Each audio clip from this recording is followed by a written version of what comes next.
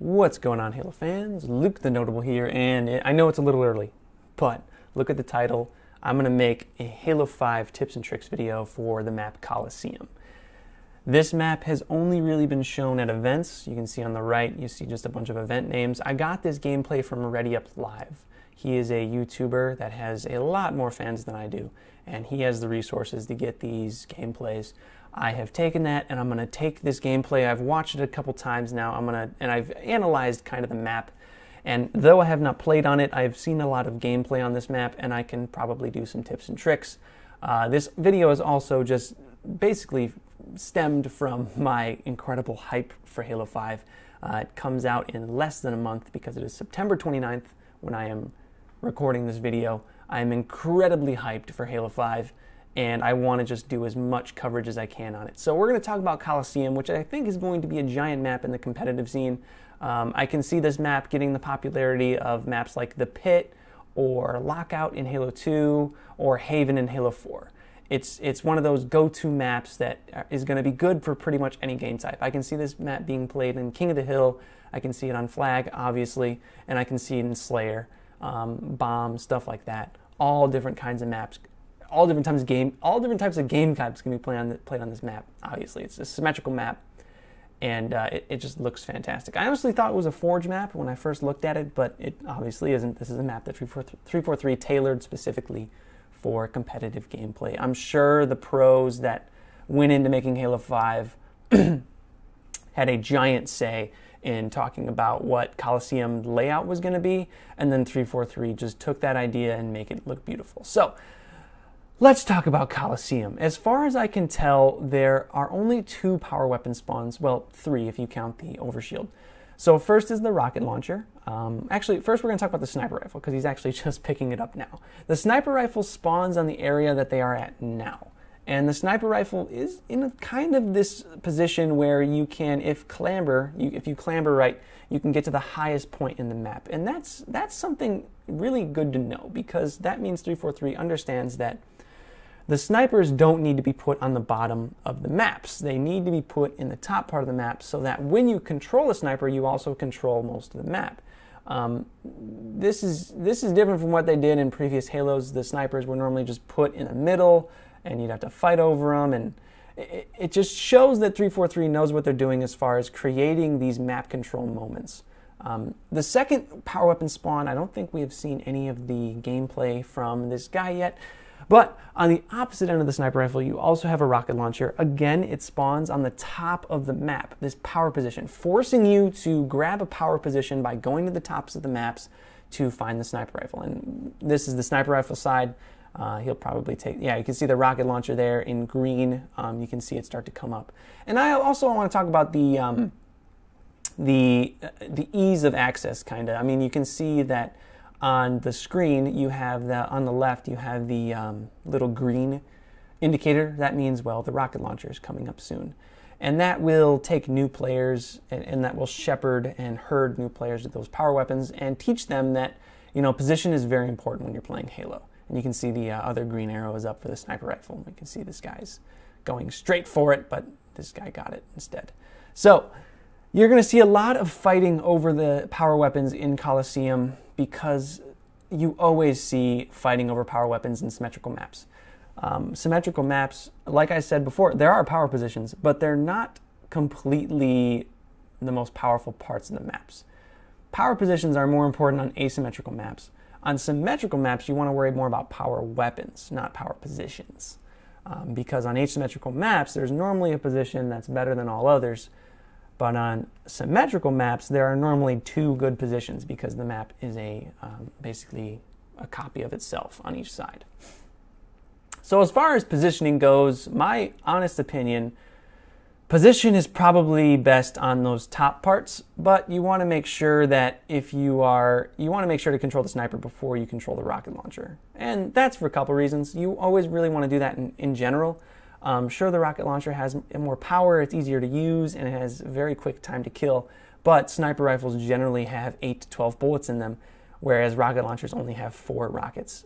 The amount of kills you can get with a sniper rifle is a lot higher than the amount of kills you can get with a rocket launcher. And that's something that I've talked about in previous videos, something that's pretty straightforward. But as far as positioning goes, on Coliseum, you want to be up on the opposite end as this guy. You see the rocket launcher spawns here. It's very open as well, as you'll see. Very easily nated, very open, and I think that has to do something with the rocket launcher spawning up there.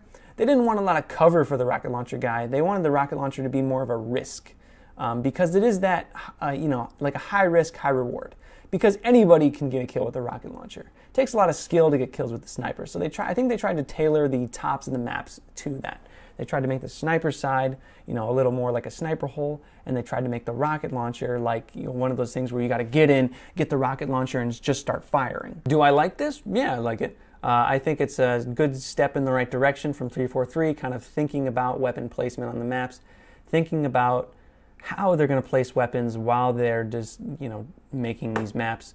And I think that it's going to make some interesting battles when Halo 5 actually drops on this map. You also have a lot of different kind of covered areas. Each base to the side has different covered areas and lots of areas of good cover. I don't believe those are going to be incredibly helpful for map control per se. I don't think they will be disadvantageous to be in. I think that it's not a bad way to go if you wanted to take some cover. But I will say that the bottom, I haven't really seen much gameplay of people going to the bottom because I think it's a straight death trap. Especially with those two higher points looking down into the bottom, it's going to be very hard for you to get kills when you're down there, especially because of your position. I made a whole video on position in the Master Chief Collection. You should probably go watch that. I will put an annotation up on the screen now. If you aren't really understanding what I'm saying when I say power position or you need to be higher on the map, that's a very helpful video. It only applies to it applies mostly to the Master Chief Collection, but again, Halo is Halo. You're going to be able to get a little bit out of that video just by watching it, and you'll kind of understand what I mean by position. And I also talked about the power weapons a little bit too. You can see there, that kill right there, he picked up the rocket launcher, turned around, and got 2 easy kills right there. But obviously both times he almost died. The rocket launcher side is going to be not the one you want to control. You want to control the sniper rifle side and then just grab the rocket launcher when it comes up. I think that sniper rifle side is going to be paramount to getting a victory. Also, the bases, you can't really easily look into them other than this position here. Obviously, as a sniper up here, he can look into the base, and you can see a good amount of the map here. I think this is a great power position if you have a sniper. And a lot of sniper power positions are places where the sniper doesn't spawn.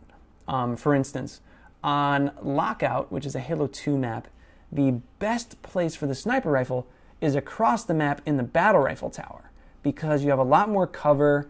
You can see the entire map. But why would they put the sniper rifle in the best place for the sniper rifle to be? They put the sniper rifle away from the best spot, so you have to use your skills to move it over there. Obviously, it's not that far of a ride back over to your own base, but still, they're taking that idea that the power weapons shouldn't be put in their optimal positions from the start. So that's my other tip.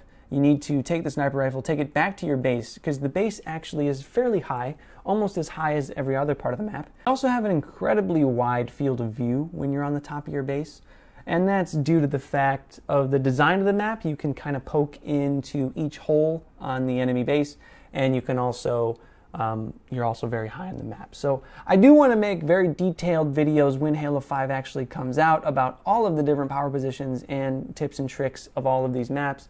But I want to make some videos right now just because my hype is insane for this game. I cannot wait for it to come out. And I want to start talking about Halo 5 a little in advance so you guys know what you're looking at. You know what's going in through the minds of 343 as they're creating these maps. I think this is going to be a huge map in the competitive scene.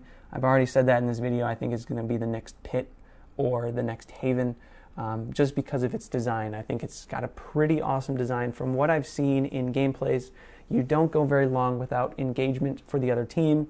There's never really anywhere that you're really, really safe. A lot of the time in my tips and tricks videos, I talk a lot about power positions, but a good map design doesn't make one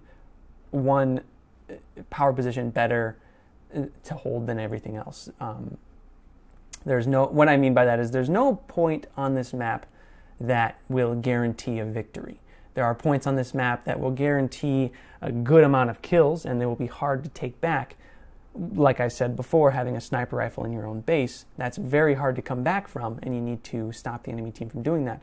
But it won't guarantee a victory, because that sniper rifle is going to run out, and when that sniper rifle runs out, the other team has a chance to get the new one, or you have a chance to, the other team has a chance to bring the sniper rifle back into their base. This map is very open. I think it's going to be fantastic. If you have any questions, please comment down below. Like I said, I haven't played this map yet. I've just looked at a lot of it. I've read on the forums about it. I know a lot about this map. The only thing I haven't done is actually physically played it. But I feel like I know a lot about this map. I'm really excited to play this map. It's probably the best looking map so far. I mean, I can't wait to get this game in my hands and see for myself what you can do on this map, see the different clambers, and you can bet that when Halo 5 actually comes out, I'm going to do a very detailed video on all of the different power positions and all of the different jumps of this map. See, Halo 5 is bringing back the dogma of controlling the map being an important part of the game. So that's probably going to be the most important thing I talk about in my tips and tricks videos that come out. It was the bulk of what I was talking about in this video. I mean, at the start of every game in Halo 5, if you played the beta, the announcer would say, control power weapons to dominate the enemy team. Now think about that. Control power weapons to dominate the enemy team. In the first couple seconds of playing any game on Halo 5, you're going to know exactly how to win, and that's control the power weapons. Now, you don't just control the power weapons. You have to control the power positions. That's the place where the power weapon is, and the most optimum place for you to use that power weapon. So like I said before, the sniper rifle on the top of the base where I am now is going to be the most powered position on the map. That's going to be where you're going to get the optimum amount of field of view and different angles and stuff. That's the most powered position on the map. And if you can control that, you're going to get a ton of kills and you're going to dominate the enemy team. So Halo 5 is going back to that dogma of you need to control the map, you need to control the power weapons if you want to win. And I'm super excited for this game to come out. I'm going to be recording in 1080p at 60 frames a second. I already do. Please subscribe down below. On October 27th, I will be making tons of new videos by Halo 5. And as always, thank you for watching.